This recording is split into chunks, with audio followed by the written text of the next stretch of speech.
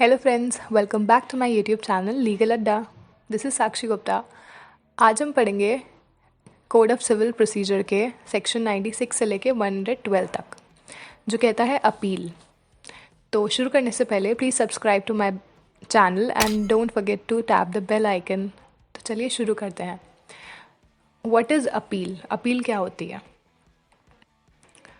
Appeal is an application by which party request appellate court to set aside or modify decision of subordinate court। मतलब कि appeal एक application होती है जो कि पार्टीज़ रिक्वेस्ट करती हैं या दर्ज करती हैं एपलेट कोर्ट में या सबऑर्डिनेट कोर्ट में या हायर कोर्ट में या सुप्रीम कोर्ट में। जो नीचे वाला कोर्ट है उससे जो डिसीजन आया है उसको मॉडिफाई करने के लिए या सेट असाइड करने के लिए, एक नया डिसीजन पाने के लिए पार्टी एप्लीकेशन अपील की दर्ज करती है एक एपलेट कोर्ट में। अब जानते हैं अपील फॉर ओरिजिनल डिक्री क्या होता है। तो इसमें आता है decree are always appealable unless specifically prohibited.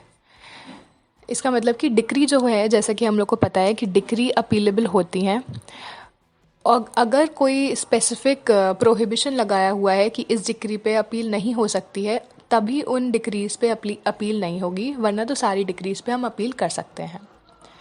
Such appeal made against decree passed by such court having original jurisdiction. मतलब कि जो कोर्ट है, ओरिजिनल ज्यूरिसडिक्शन में जो कोर्ट था, उसने जो डिक्री पास करी गई है, फाइनल डिक्री जो उसने पास करी है, हमें उसके अगेंस्ट में या दूसरा हमें जजमेंट चाहिए, तब हम अपील ओरिजिनल डिक्री में हम डालते हैं।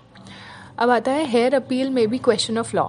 इसका मतलब है कि अपील हम तभी डाल सकते हैं जब क्वेश्चन ऑफ लॉ हो, कि कोई लॉ पे कोई क्वेश्चन हो, तभी हम अपील डाल सकते हैं। अब आते हैं हम सेकंड अपील पे। Second appeal lies in high court against decree pass by any of the subordinate court. मतलब कि सेकंड अपील जो है वो हाई कोर्ट में ही होती है, और जो डिक्री पास करी गई है सबऑर्डिनेट कोर्ट ने, उसके अगेंस्ट में हम सेकंड अपील डालते हैं। ओरिजिनल डिक्री जो होती है अपील, वो फर्स्ट अपील, उसको हम फर्स्ट अपील बोलते हैं, जो कि सबऑर्डिनेट कोर्ट में ही हम डाल सकते हैं, और जो सेकंड अपील है वो हम हाई कोर्ट में डालते हैं। Appeal must be of substantial question of law. Second appeal में सब्सटैंशियल क्वेश्चन ऑफ लॉ होना चाहिए। This is the most important thing कि सब्सटैंशियल क्वेश्चन ऑफ लॉ होना चाहिए, तभी हम सेकेंड अपील कर सकते हैं, वरना तो हम फालतू फर्जी सेकेंड अपील नहीं डाल सकते।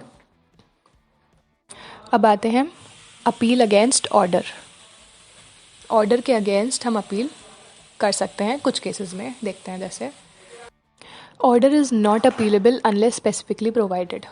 जैसे कि हम लोग को पता है कि ऑर्डर जो है हम उस पर हम अपील नहीं कर सकते हैं। डिक्रीज़ पे कर सकते हैं पर ऑर्डर्स में नहीं कर सकते हैं, और ऑर्डर्स में कुछ केसेस में कर सकते हैं अगर स्पेसिफिकली प्रोवाइडेड, जो हमारे प्रोवाइड किया गया है स्पेसिफिकली किस चीज़ में हम कर सकते हैं अपील, सिर्फ उसी मैटर्स पे हम कोर्ट में अपील कर सकते हैं ऑर्डर्स में, और जो कि दिया हुआ है सेक्शन 104 में। पर अगर कहीं appeal is possible in following cases. कौन कौन से ऑर्डर्स में अपील पॉसिबल है वो देखते हैं। 1, order refusing institute initiated of suit. Second, order for compensation for obtaining attachment or injunction or insufficient ground.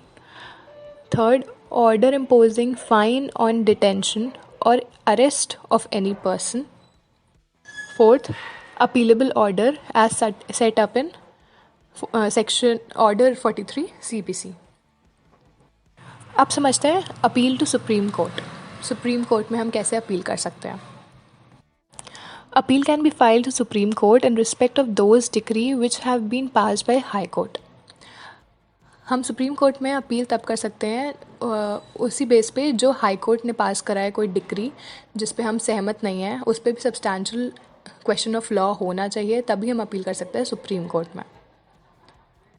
और इन केस सिविल कोर्ट से भी हम डायरेक्टली डिक्री या ऑर्डर अपील कर सकते हैं सुप्रीम कोर्ट में, पर उसमें कोई स्पेसिफिक रीज़न होना चाहिए, सब्सटैंशियल क्वेश्चन ऑफ लॉ होना चाहिए, और या तो फिर सुप्रीम कोर्ट खुद एक स्पेशल लीव ग्रांट करे डिक्री या ऑर्डर अपील के लिए फाइल करने के लिए सिविल कोर्ट्स को। अब हम देख लेते हैं हम कैसे अपील कर सकते हैं सुप्रीम कोर्ट में। एनी जजमेंट, डिक्री और order pass by high Court or any other final appellate tribunal. कोई भी जजमेंट, डिक्री या ऑर्डर पास किया गया है हाई कोर्ट से या कोई दूसरा फाइनल एपलेट कोर्ट या ट्रिब्यूनल ने पास किया है और उससे सहमत नहीं है तो हम सुप्रीम कोर्ट में डायरेक्टली अपील कर सकते हैं। और सेकंड है एनी जजमेंट, डिक्री और order pass by high court in exercise of original civil jurisdiction. या तो फिर कोई भी जजमेंट, डिक्री या ऑर्डर हाई कोर्ट ने पास किया है अपना ओरिजिनल ज्यूरिसडिक्शन फॉलो करते हुए, एक्सरसाइज करते हुए, तब हम अपील कर सकते हैं सुप्रीम कोर्ट में डायरेक्टली। अब बात करते हैं सुप्रीम कोर्ट की पावर क्या है। Parties to appeal shall not be entitled to produce any additional evidence, but Supreme Court can allow additional evidence in following circumstances. Parties जो अपील कर रही हैं उनके पास कोई नया एडिशनल एविडेंस प्रोड्यूस करने का कोई राइट नहीं है, एंटाइटल नहीं है वो उस चीज़ के, पर सुप्रीम कोर्ट के पास ये एक पावर है कि वो अलाउ कर सकते हैं एडिशनल एविडेंस को प्रोड्यूस करने के लिए कोर्ट में कुछ सर्कमस्टांसेस के नीचे। वो सर्कमस्टांसेस क्या हैं देख लेते हैं।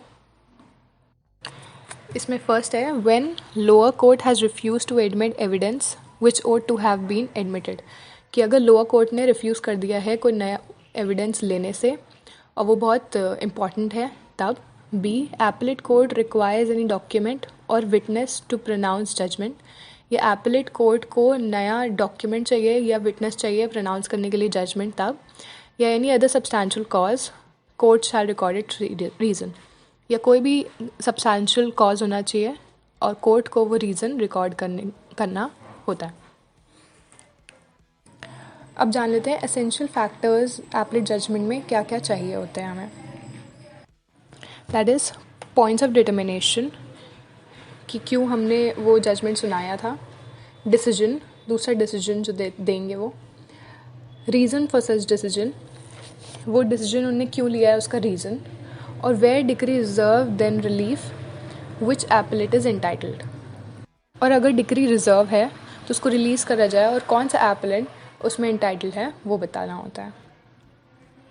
अब हम कुछ एक एडिशनल चीज़ पढ़ लेते हैं that comes in 107 section of CPC, जो बोलता है powers of appellate court. Powers क्या क्या होती हैं एपलेट कोर्ट की। तो एपलेट कोर्ट के पास पावर होती है डिटरमाइन करने के लिए केस फाइनली, कि जो केस है उसको पूरा पढ़ने के लिए और पूरा डिटरमाइन करने के लिए कि वो सही है कि नहीं। Second, to remand the case. Appellate court के पास ये पावर है कि वो लोअर कोर्ट को जहाँ से वो केस आया है उसको दोबारा वापस कर दे। Remand means sending back to the lower court. Third है to frame issues and refer them for trial. Issues जो थे उस केस में उसको फ्रेम करे और फिर उसके बाद ट्रायल शुरू करा जाए। फिर फोर्थ है टू टेक एडिशनल एविडेंस और to require such evidence to be taken, और जो भी एडिशनल एविडेंस उसमें होने चाहिए वो ले और उस केस में ऐड ऑन करें।